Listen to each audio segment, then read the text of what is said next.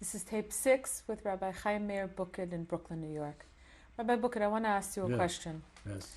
We were discussing before the difficulty in receiving money to support your yeshiva. I understand there was also difficulty receiving food. Is it true that the Mir Yeshiva received food? I don't know. Is it the truth? Is it possible that... Why should send food? Is it possible that there was food that could have been sent to your yeshiva that was withheld because you were in a different yeshiva? I know, we received oil. We received oil. The boys, what was in Canada, they were sending to us oil. The Bavitcher Bachram? Yeah. Oil? Yeah, What'd you do with it?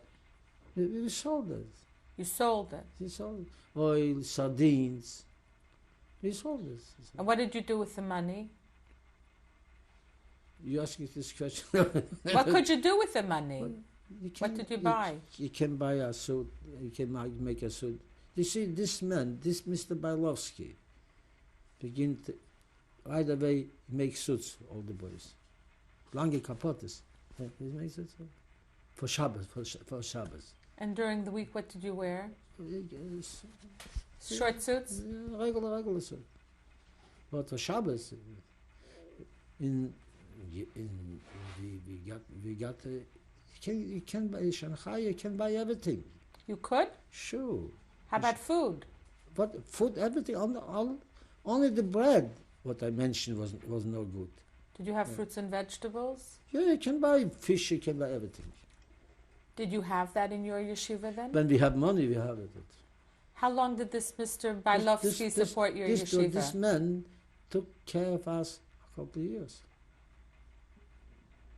Did anyone die of starvation in your yeshiva? Not, they said he hasn't got enough. He tuberculosis. Yeah. Who was it who died? Chanovich, a brother. He had here two brothers, Chanovich. And he died of tuberculosis? Yeah. Did he die of starvation? That he hasn't got enough. They told you that he got enough fat. He hasn't got enough starvation. What did a lot. You don't want to go into that? No, I don't know. Okay. I don't know. I would go there. I don't know what. To give you a... That's it. I can't know. Okay, fine. I want to ask you a question. Yeah. Did you have any jobs or responsibilities in the ghetto outside of the yeshiva? No. Why not? What mean why not? Why haven't got a job here? A job. Didn't you? If it was a ghetto... I thought it was a job. What kind of job they had? You don't know the people. You can't talk to the people. You can... you know what? You can... It's not... this kind of job... What kind of job can we have? To be a carpenter? What kind of job? You can't talk with them before they have to learn the language. Did you learn Chinese? Yeah, I learned Chinese. You were there several years. No, I haven't got no connection. Chinza, morgen you didn't try to learn the language more than? We're going to stay there. Oh. Well, how did you know you were going to leave? You said... Did you ever imagine you might have to stay there? No, never. Why? But it can't be like this. It can't be like that. Never imagine like this. Naturally, we have the visas. We can do this. Can buy forever. What means forever going to be? Japan was falling down. Who going to? China going to want us? They don't want us. Did you have anything to do with the other Jewish people, the non-religious people, or the other Jewish people in the ghetto? Yeah. It was German people who were living together. We we made Rabbi List was making a Talmud Torah in Shanghai. In our group, Rabbi List. Moshe List, if you heard that him, Bogomilsky is his son. He made a Talmud Torah. A lot of the German people. Did you teach there? What? Did you teach in that Talmud Torah? No. Why not? Because I was too young to teach. I was older to teach. We are kind of like young boys. I don't know. Did you have? Yes, 22 years. A teacher, but this was a 40 years. See, so it's a big jump. Did you have any correspondence when you were in Shanghai with your mother and father? We have no mother and father yet. This. What happened then? They're already dead. When did your mother die? I'm telling you, she was going out. They take to my mother and father to Treblinka. In what year was that? This must be 42. 42 after circus. And then I keep the outside when they took my mother and father to the guest. What day do you celebrate Yahrzeit then? That right, 2 days after circus. How were you informed that your mother and father had been killed in Treblinka?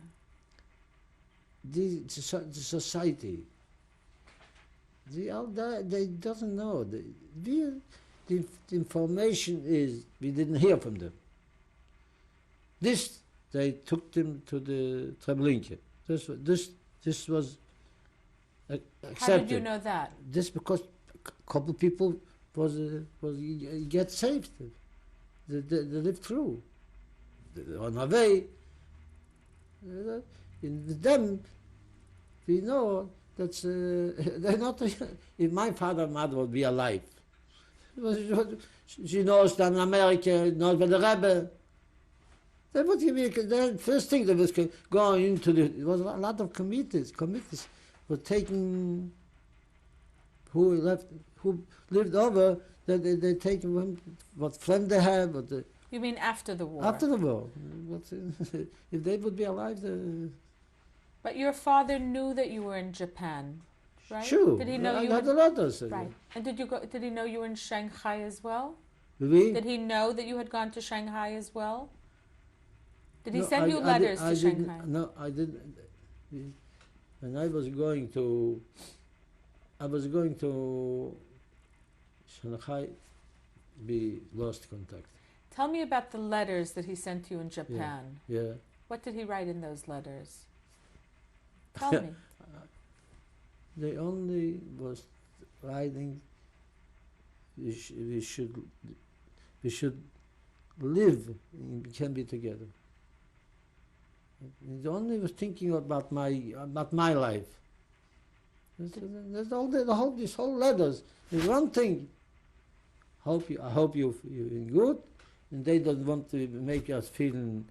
They know this every letter go through censor, and they didn't write good. Everything is good. Were there any code words that your father used in the letters that he sent you? Tell me. When he in the beginning, Chmelnik, he didn't write Chmelnik. He wrote Chamu Yanik. What does that mean? That means God should have Rachmunis of the kind, of the child. Chamu Yanik. Unique as a child.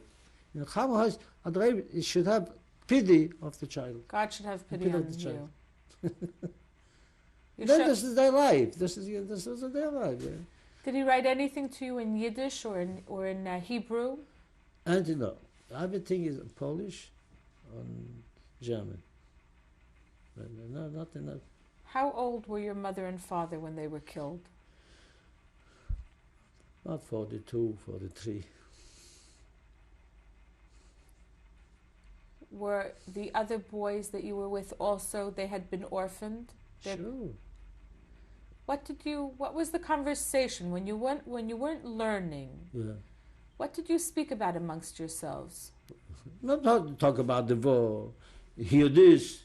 Yeah. It was not about the war. Who? What today? What is tomorrow? She was, with this, we lived together. We lived this whole. What was thinking? But when we're going through this, if you live it through the, sure. This was the conversation.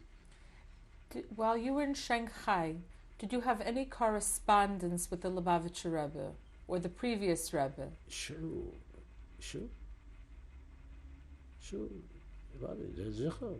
We have corresponded. The Rebbe wrote us letters. Which Rebbe? The Friedrich Rebbe. Rabbi Yosef Yeah, Yitzchak. yeah. What did he write to you? He you gives us when the war was over, he write us a letter that we know what you was suffering in this whole time. But now it's the beginning of a new life. Should do what you have to do. Did you publish any books as a yeshiva while you were in Shanghai? Published new books, or published in general? Were there any chidushim, any sfarim that were written on by your yeshiva bachrim? Ah, you mean the no, we didn't do this. No. You had said to me before something about Chassidus. What? You had written things in Chassidus. We printed What did you print? a lot of Chassidish Svarim, a lot of books. Some Tzedek, we printed a lot of the Sichos of the Rebbe. We printed a lot of Mamorim from the Rebbe Shmoseiden. We had printed a lot of. That's why I was very close to the Rebbe. Was yesterday geworden. How is that? Because he was the head of this department. When the Rebbe was alive, he was. This is Rabbi Menachem Mendel. He gave the head of the publications. Of Kahas? Of course, yeah. And Kahas was the publishing company for Lubavitch. But Merkez Leon Chinuch, he was the head, and he was printing a lot of Swarm, Swedish Swarm. How did you have access to those books? Everybody has with him. You had brought with you? Rabbi Ashkenazi, he has the books. Rabbi Ashkenazi has in his library these books. We printed over. And somebody was before in Vilna, he has also the books. Anyway, we have the yeshiva in Vilna, have to know. What was the purpose of publishing those books in Shanghai? To learn. Not everybody has the book. What was one man has the book. What? We have to learn. Maybe somebody else wants to learn. We published in Shanghai. Mir Yeshiva published a Shas in Shanghai. Did they share that with you as well? Yeah, you can buy it. What was the largest number of books that were published? What was the largest number of books that you would publish at a time? If you printed a book, what was the most you would print of that book? How many? Yeah, how many? 250, 300. And who would receive those books? Who would you give them to? No, for ourselves. Then what left over, I bring it to here. Did you give it to other people who lived in Shanghai? That book Nothing outside giving. of Lubavitch? How much cost? If somebody wants to buy it, he buy it. Was it You have sold? to pay for this. You have to, but it's not for business. We do it for our purpose. That's then I get very, very close to the Rebbe. What did the Rebbe tell you personally?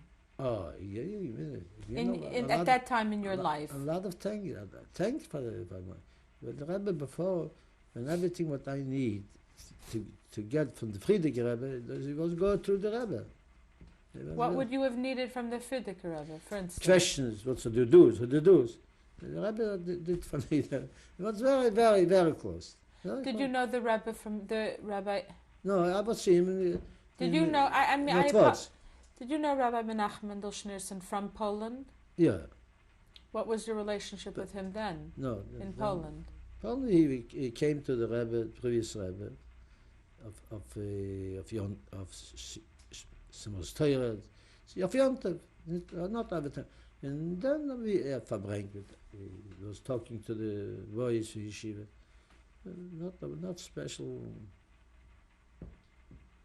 So the relationship developed more when you were in Shanghai. Yeah, because of the books. How long? And then I was Mashiach in yeshiva in 1948, 1970.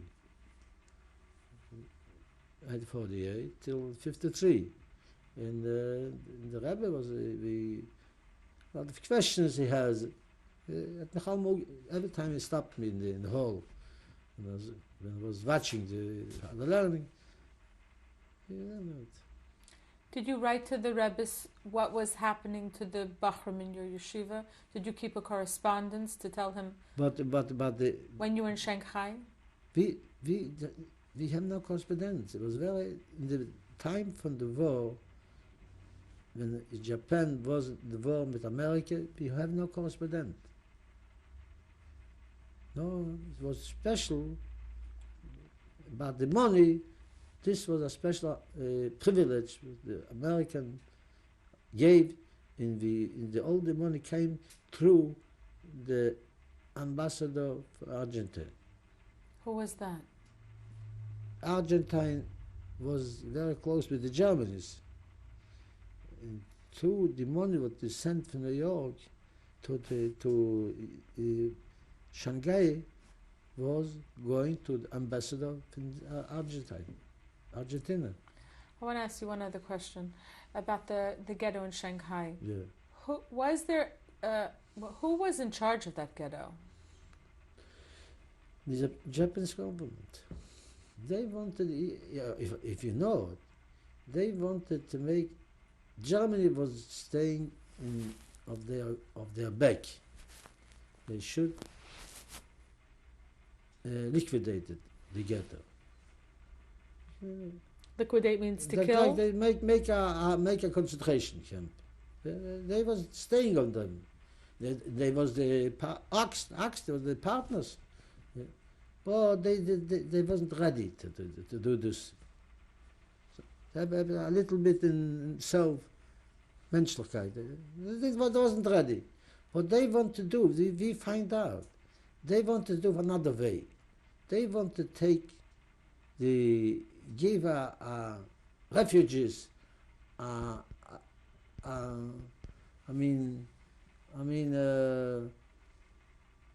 good time. Taking big ships, taking them off a ride. Meanwhile, should something happen, and in the water, so something happen, and they get lost. To sink. The thing, in one from the ministerium, the heart didn't let him go through this.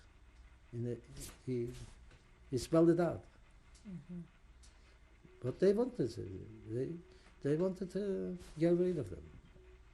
Take a couple, 20,000 people and put them in the water. A couple of ships. Tell me now, when did you know the war was over for your When did community they in know? Shanghai? The radio. The radio. When was the war over in Shanghai then? 45. In what month? Was it in May? In Yeah, April? But at this time, yeah. How did that feel to hear that the war was over? What were your thoughts? What he was waiting all the time. But he was waiting for this. You say that you remained in Shanghai another year afterwards. Till Why we did you got the stay visas. there? Till we got the visas. Till we got the transportation. It's not by the way, we have no transportation, no ships. Till we got the visas. How did you come to America then? We came to America, came to San Francisco. When was that? 46, What month? Do you remember? July. This Who did you come with to America? what means? Who were you with? Was it with the boys from your with the yeshiva? boys, yeah. I didn't get married. You didn't get married yet. Sure, no. Did any of your group get married in Shanghai? Yeah. Who was that? Partovich and Rabinovich. These two. Both are not alive. Did anyone remain in Shanghai? When we was, as you see, when we was in China, we haven't got to eat. We sent two boys to Tenzin. This is deep in China. It's a big community from Jews. There was two boys here. There was Rabbi Garfinkel, if you know him, and Rabbi Lederhandel. Lederhandel he's not alive. And they was going there in over a year to make money, to send for what to live. How were they going to make? What did they do to make money? For people, for Jews, collecting money for to collect money yeah. in China. In China, in Tenzin. There was a Jewish community there. Yeah. Were they successful in raising money? Yeah, without, better they go nothing. But there's some. But that shows that we didn't have no outside help. Because there's a very hard. You have to know two boys, fremde boys, to go in not a religious community. All the people, even in Shanghai, they came for Russian. It's very prost, not prost mention. They didn't know for nothing. They didn't know for Yiddishkeit. They didn't know what made. See, I remember what we say in the Shanghai joke. No Siddurim. Na drinken Siddurim. Drinken ist sehr schwer. Siddurim. Sucht dort einer von den Babatem. Rabbi, what's the trouble? Take the big Siddurim, make from the 10. Take a big Siddurim, make 10 can split it in pieces. The big such a they can you add 10 books can you make from this? What's the trouble? It was very, very. Did you print Siddurim in Shanghai? Sure, everything. Print Siddurim, print Chemoshim, everything was printed. The Chinese men, the whole thing was on stones. On the stones, they took off from this, and then on the stones they put new. That's what. This was printed in the ghetto in Shanghai? Yeah, in the ghetto. Everything. So tell me about coming to America. Come to America? I'm here. What means come to America? Then we came to San Francisco? San Francisco. And who greeted you there? It came a couple Talmidim from here to there. From New York? From New York. Who was there to greet you? Rabbi Weinberg. Weinberg. And then they made a couple of Spunim. They made money of our. How'd they make money? People, of course, the yeshiva, they need money. This was in San Francisco? Yeah, and then the San Francisco was going to Seattle. Why there? To make money. Who was the fundraiser? Rabbi Gerari was here, and he sent the Rabbi Weinberg, he should the fundraiser. And what was your job then? My job is sitting there. Then from San Francisco to Seattle, and then from Seattle, Chicago. Yeah, then. How long were you in Chicago? Baltimore. A couple of days. How did you go from one place to the next? Plane, everything. There was still 39 Bachrim? Yeah. As in before, two from the students It was two people, two students, was very sick. They complained that the heart. Who was that? This they haven't. This is. It was two, and Okay. they get people put together money and they send them by plane. He all was going by ship. It would take, they said about 18 days. And they were going by plane.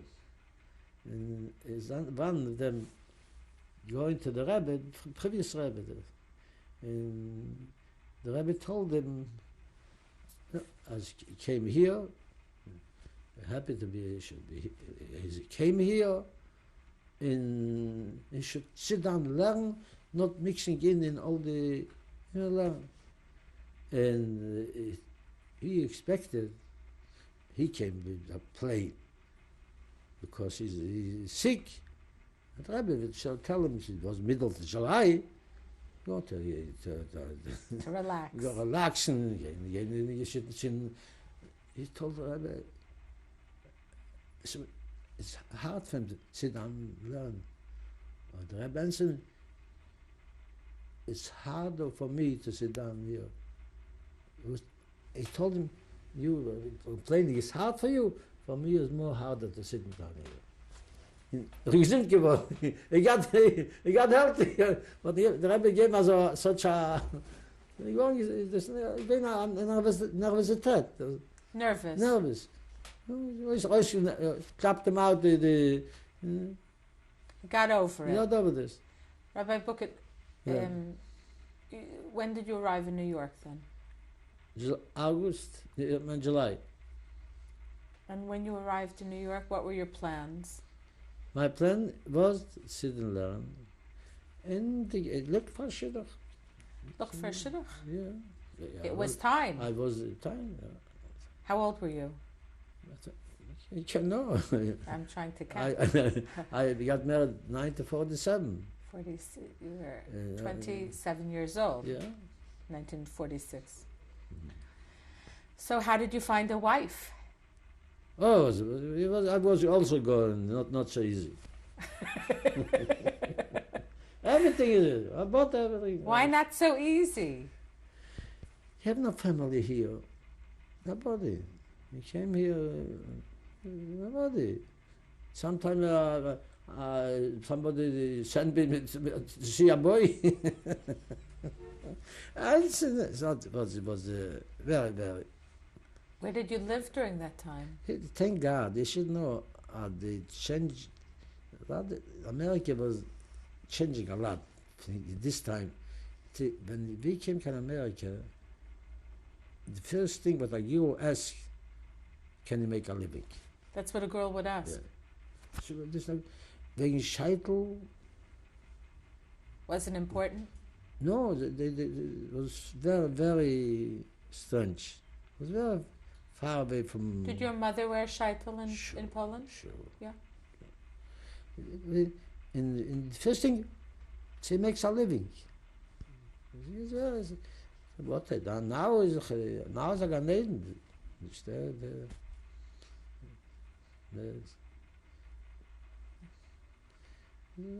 What?